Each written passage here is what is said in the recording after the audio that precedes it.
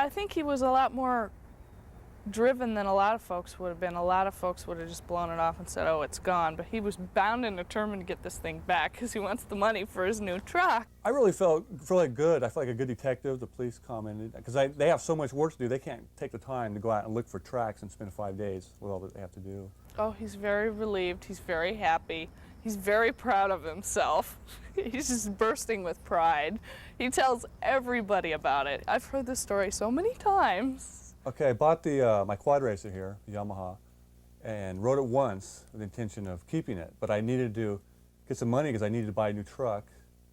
So I put an ad in the local cycle trader, which is what you do, and I bought and sold many dirt bikes in my time. I've ridden a lot. So what I did was I got a few calls. Some people were going to come over, and one particular person said his name was Scott. He said, I live a few streets down from you. I know exactly where it is. I'll also walk up there. He came up and I showed him the bike and he looked real interested. He shook my hand, looked me in the eye, started up, and he wanted to see if the gears worked, he said. So he went out in the street, and I had paddle tires here. And you don't ride these in the street, there's sand only. And so what he did was he went up sort of slow like he was supposed to, went down a little bit, and he got around the corner, I couldn't see him, and I just heard the thing just take off. And he was sitting there going, that's kind of funny. And he waited a few minutes, and I was upstairs, and he came and hollered at me, Donna, I'm going in my Jeep. I got to go find that guy. He never came back. And I went, oh, my God, you're kidding. And jumped in my Jeep and then went around and saw some neighbors, and they said, yeah, he went 60 miles an hour through the residential area. So he came back and called the police, and I took off in my car, and I thought the best thing to do would be to look. I figured he'd take it in the dirt because that's where you ride him. You can't ride him on the street. So I went around the perimeter of the neighborhood where it borders on fields and things, you know, to look for tracks in the dirt. And I found some down near Oceanside Boulevard where there's a church and there's a field there, and I saw the wheel marks where the dirt had kicked up onto the street. And then from then on, after work or before work, I would go down and got binoculars and would just look at it. I'd lose them sometimes because they went across the street. It was kind of funny because every morning he's like, I'm gonna go tracking or whatever. I'm gonna borrow your car and take my binoculars and go see if I can pick up the trail. Okay, yeah, right, whatever. I thought if I just use my head, I just focus in on what I'm doing, there's got to be a way to catch this guy. I just knew the more time that went by, the harder it'd be to catch him. But I picked it up on the other side of a main road and on the dirt. I'd take my Jeep there and would walk a little ways and kind of lose it, maybe pick it up again because it leaves definite little razor tracks. It's sometimes faint. I had a really hard time picking them up because the ground is hard and it's got grass, and those tires had a hard time picking the track.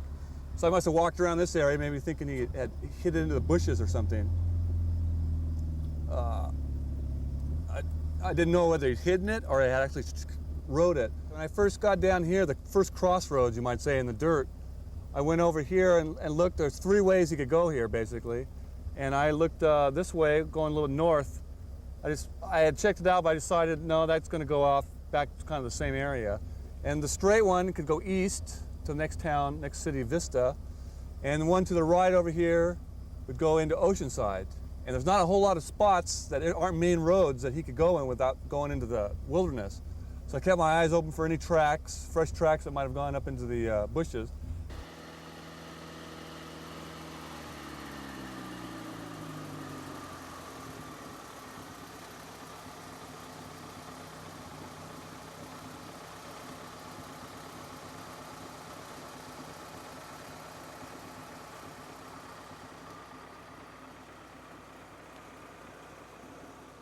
There we go.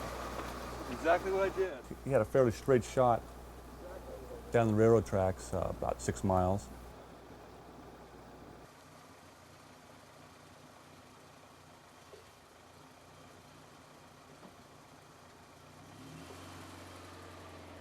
About 5 days worth of tracking for me.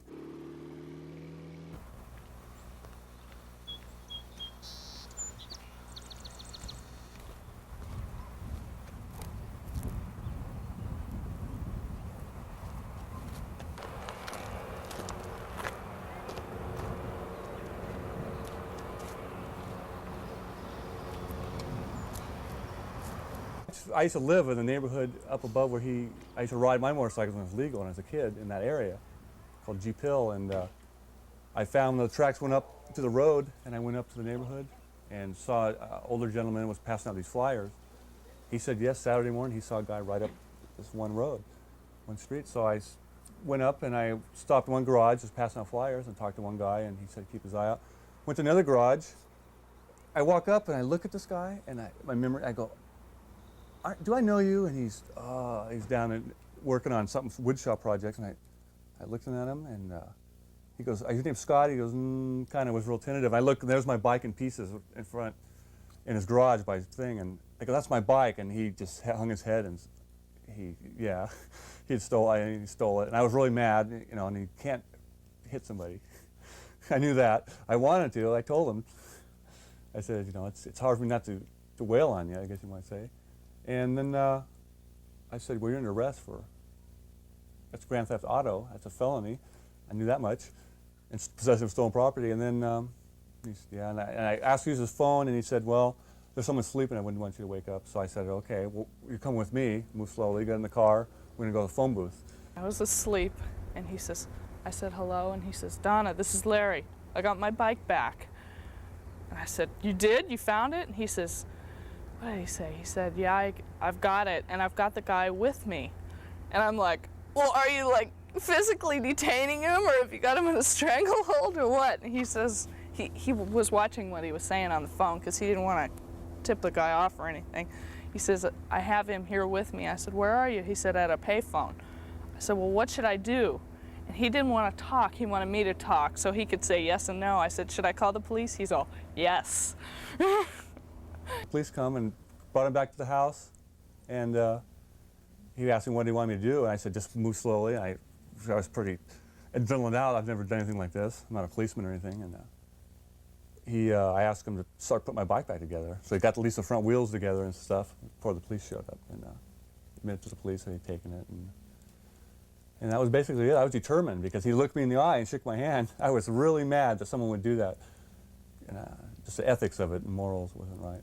Nobody thought he would find it. And it was pretty amazing when he did. I was impressed. And I guess the police were pretty impressed. They told him, good detective work. I used my Boy Scout skills to go out there and track that thing down. I was really, really happy, ecstatic.